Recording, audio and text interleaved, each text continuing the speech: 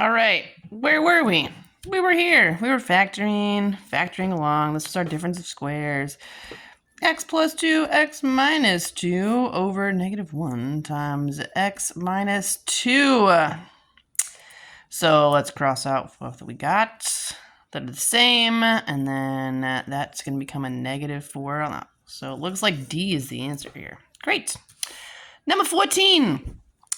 Ms. Hensel wants to know if eating breakfast and test scores are related. She takes a random sample of Heron High School students and asks them their most recent test grade was and if they ate breakfast that day or not. She finds that students who eat breakfast generally have higher test scores. Is this an observational study or an experiment? Did she do anything to these students? Was there any treatment? No. So this is an observational study. We're just recording what happened. Recording what already happened. Crazy looking P. Very good. What conclusion can we say? Well, she took a random sample of Heron High School students, so we can generalize to Heron High School students. But there was no random assignment, so we can't say that there was anything that was caused. We can just talk about correlation. So we can say for all Heron High School students, we can generalize to the population because there was a random sample, but there was not random assignment to groups, so we can just talk about a correlation. So D is our answer there. Questions 11 through 14, which is clearly not 11 through 14. It's really 15 through 18. 15 through 18.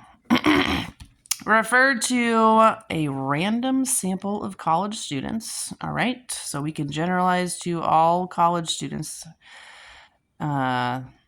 Interesting.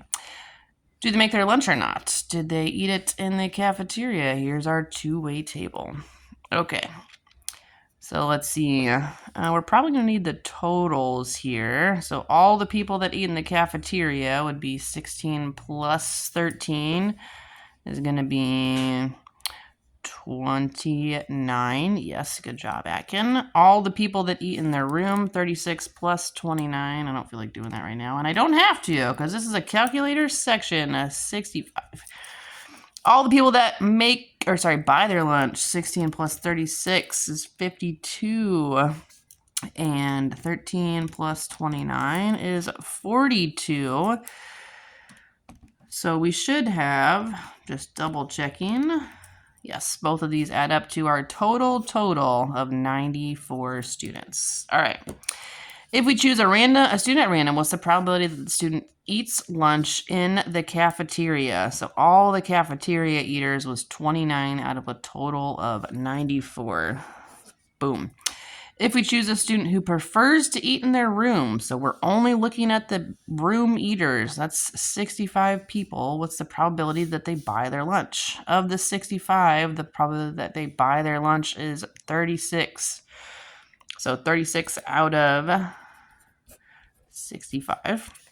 If we choose a student at random, what's the probability that they make their lunch or eat in the cafeteria? Okay, so we're talking about out of 94, because we're choosing all students at random, 94. They make their lunch. How many make their lunch?